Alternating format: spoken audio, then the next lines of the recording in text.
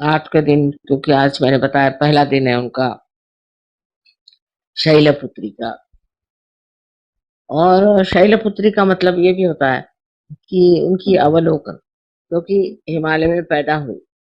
हिमालय सबसे ऊंचा पर्वत है और वहां से सारे दुनिया का अवलोकन, मतलब उनकी दृष्टि सब पर पड़ने के लिए पहले शैलपुत्री का जन्म। वो सब देख लिया। छोटे बच्चों को भी देखिए, सबको देखते ये कौन है, वो कौन है, वो कौन है। उसी तरह शैलपुत्री का कार्य है। और उस पर से और भी नाम है, शैलजा, ये वो है।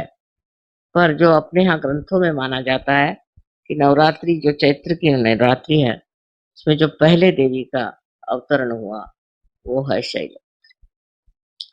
बहुत जगह चैत्र की इसको बहुत मानते हैं, जैसे बिहार में आपके यहाँ छठ होती है, तो षष्ठी के दिन वहां होती है छठ।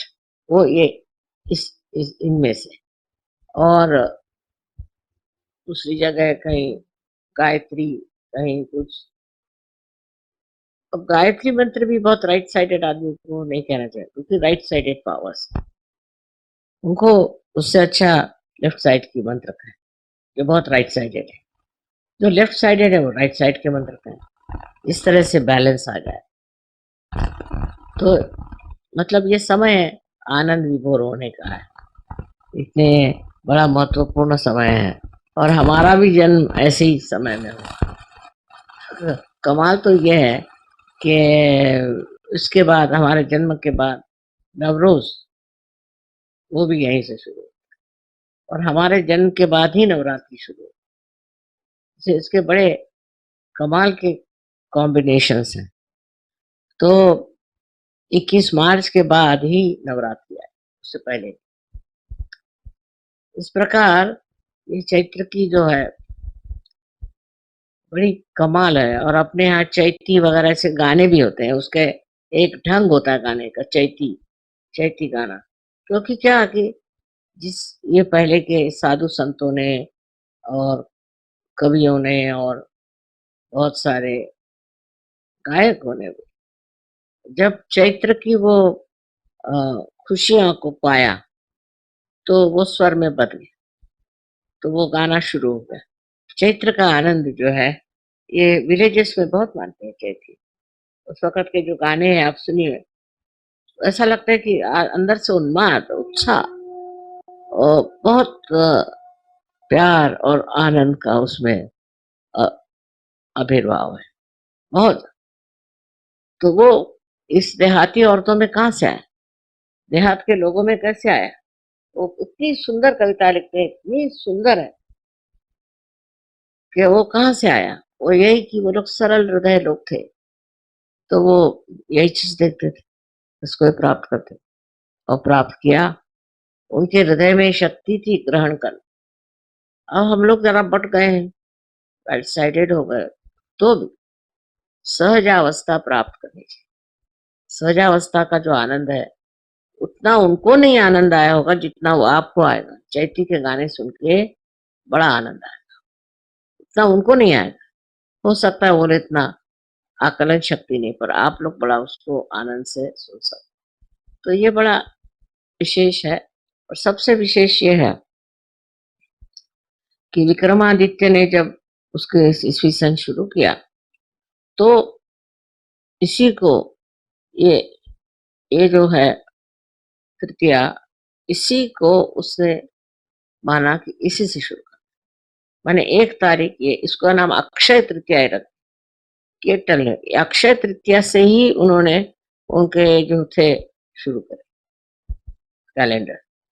वैसे ही शालिवाहन ने जो संवत्सर बनाए, वो भी इसी तारीख से। आखिर उन्होंने क्यों, उन्होंने भी ये और इन्होंने भी वो, इनकी तारीख एक जो है दोनों की। आश्चर्य की बात है, क्योंकि इसने विक्रमादित्य का राज्य था, उस पे इन्होंने, शालिवाहन ने अटैक किया, उनको हराया। वो तो बब्रुवाहन उनके, मतलब शालिवाहन के वो पोते थे शायद, और उनको हराया। और उसके बाद में उन्होंने ये बनाया शालिवाहन का शक्र। और इस शालिवाहन के शक की भी जो पहली तारीख है, वो भी अक्षय तृतीया है और उनकी जो पहली तारीख है, वो भी अक्षय। बड़े आश्चर्य की बात। और मुसलमानों का भी जो हिजरी होता है ना, वो भी यही है, फर्स्ट यही है। सबने इसी तारीख को माना फर्स्ट।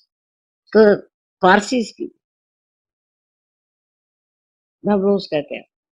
कारण क्या है? कारण यह है कि एक ही शक्ति से प्रेरित लोग थे, तो उन्होंने इसी दिन को इसलिए बहुत महत्वपूर्ण है। और इस दिन जो भी कार्य करो बहुत सफल हो। और खास कर लोग कुछ कर विशेष कार्य करना है तो उसको आज के दिन करते हैं, क्योंकि आज कहते हैं कि सबसे ज्यादा सबसे ज्यादा पुण्य उस दिन। तो बड़ी खुशी की बात है कि आप सब लोग हैं यहाँ और इसके बारे में हम लोगों ने इतना कुछ जाना। तो आज हम लोगों को यही अपने अंदर निश्चय कर लेना चाहिए कि हम रोज ध्यान करेंगे और उसी के साथ इंट्रोस्पेक्शन। जब सोचेंगे तो अपने बारे, दूसरों के बारे में, अपने बारे में सोचें और फिर उसको किस तरह से मधुरता से हम अपना जीवन बिताते हैं। बात करने में, किसी के व्यवहार में हम उसको किस तरह मधुरता से हम अपने विचारों को प्रकट करें, ये तब सीखना चाहिए। इससे हम किसी को दुख नहीं, किसी तकलीफ नहीं।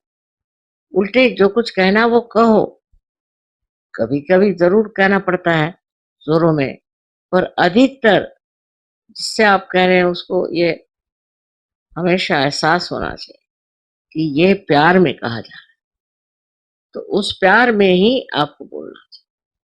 तो वो किस तरह से कहा जाए? अब मेरे लिए तो रोज ही प्रश्न है कि अब वो आ रहे हैं तो उनसे क्या कहेंगे, वो आ रहे हैं उनसे क्या कहेंगे, इनको कैसे समझाएंगे, उनको कैसे। लेकिन ये शक्ति जो है प्यार की, ये जो हम देखते हैं चारों तरफ प्यार ही प्यार, आनंद में है। पृथ्वी में देखते हैं, सारे निसर्ग में देखते हैं, हर जगह प्यार ही प्यार बह रहा है। तो वो प्यार हमारे अंदर समा जाता है, ये आदान प्रदान सा।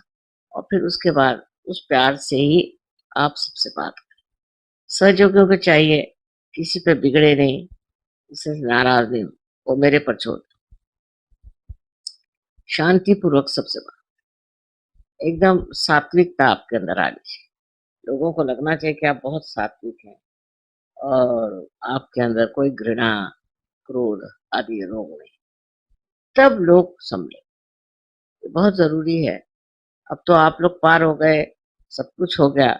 अब जो आगे का कार्य है उसके लिए जैसा व्यक्तित्व चाहिए वो मैं बता रही हूँ। और आशा है आप लोग इस चीज के अनुसरण करेंगे और इसके अपने अंदर की जो इंट्रोस्पेक्शन है उसको प्रेम से, अपने को भी प्रेम से देखना, हेट्रेट से नहीं, किसी प्रेम से देखना। और फिर आपको समझ में आ जाए कि अरे ये क्यों मैं कर रहा हूँ, जाने दो, छोड़ो। इस तरह से एक आदमी में एक तरह की सात्विकता है, आदमी बड़ा ही सात्विक।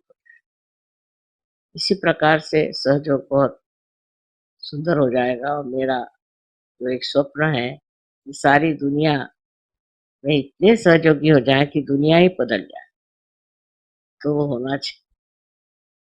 अनंत आशीर्वाद।